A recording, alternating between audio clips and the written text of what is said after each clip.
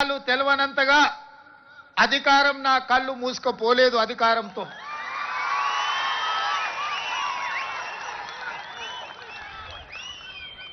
కార్మికులు, కవులు, కళాకారులను సన్మానించే నంది అవార్డు కార్యక్రమం తెలంగాణ రాష్ట్రం వచ్చిన తర్వాత కాలగర్భంలో కలిసిపోయింది 10 సంవత్సరాలు.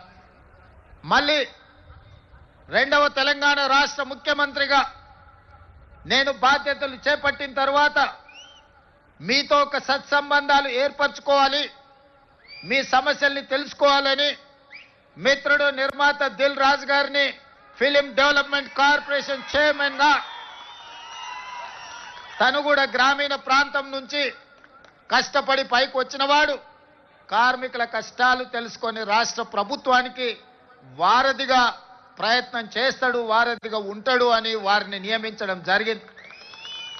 వారితో మాట్లాడి తెలుసుకొని ఆగిపోయిన నంది అవార్డుల కార్యక్రమాన్ని కార్మికులకు, కళాకారులకు ప్రజా యుద్ధ నౌక తండాలలో, గూడాలలో, మారుమూల పల్లెల్లో ఉండే పేదల కోసం జీవితం సర్వం త్యాగం చేసిన గద్దర్ అన్న పేరు మీద గద్దర్ ఫిలిం ఫేర్ అవార్డ్స్ ని ఒక కళాకారుడి పేరు పెట్టి, ఒక పోరాట యోధుడు, ఒక విప్లవకారుడి పేరు పెట్టి 10 సంవత్సరాలు ఆగిపోయిన గద్దర్ ఫిల్మ్ అవార్డ్స్ ని గొప్పగా నిర్వహించడం ద్వారా ఈ దేశంలోనే పరిశ్రమకు ఆదర్శంగా నిలబడే ప్రయత్నం చేసినాం.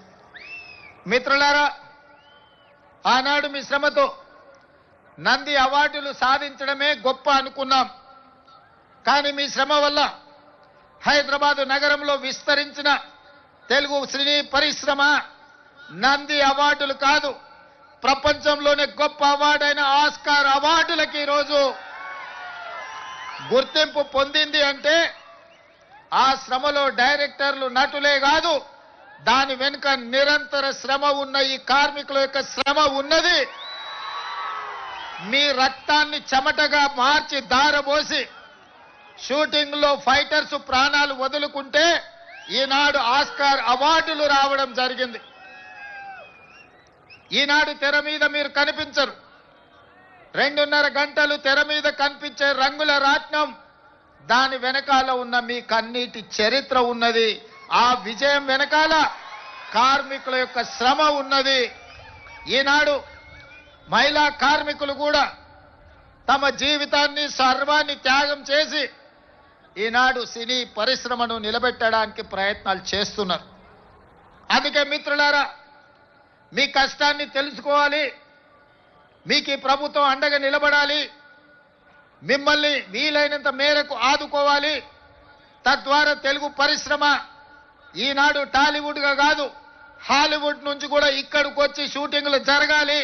ఈ హైదరాబాద్ నగరం ప్రపంచ సినీ పరిశ్రమకు ఒక వేదిక కావాలన్నదే నా ఆలోచన. అందుకే ఆనాడు నేను చెప్పిన, మీరు వచ్చినప్పుడు సినీ పరిశ్రమను చిన్న చూపు చూసే సమస్యనే లేదు. ఈనాడు ప్రతివాడు, నేను ఐటీ ప్రొఫెషనల్లను, హైదరాబాద్ నగరానికి ఐటీ అడ్డాను, ఫార్మాస్యూటికల్ ఇండస్ట్రీ అను ఏ విధంగా అయితే చర్చ జరుగుతుందో, ఫిల్మ్ ఇండస్ట్రీ కూడా ఈ తెలంగాణ రాష్ట్రంలో ఐటీ పరిశ్రమ ఎట్లనో, ఫార్మా ఇండస్ట్రీ ఎట్లనో, మా రాష్ట్ర ప్రభుత్వానికి ఫిల్మ్ ఇండస్ట్రీ కూడా అంతే ప్రాధాన్యత, అంతే అవకాశాలను ఇవ్వాలని ఈనాడు నిర్ణయించుకున్నాం. మనము తెలంగాణ రాష్ట్ర ప్రభుత్వం తెలంగాణ రైజింగ్ 2047 అని ఒక విజన్ డాక్యుమెంట్ని ఈనాడు మనం తయారు చేస్తున్నాం. రాబోయే 100 సంవత్సరాలకి మన రాష్ట్రం ఏ విధంగా ఉండాలి, ప్రపంచ దేశాలతో ఏ విధంగా పోటీ పడాలి. ఈనాడు అప్పుడప్పుడు వాళ్ళు వీళ్ళు మాట్లాడుతుంటారు, మాకు బెంగళూరు, ముంబై, ఢిల్లీ పోటీ, లేకపోతే ఆంధ్రప్రదేశ్లో నిర్మించే అమరావతితో పోటీ అని. మిత్రులారా, మీరందరూ అండగా నిలబడండి. హాలీవుడ్ని ఇక్కడికి తెచ్చే బాధ్యత నాది.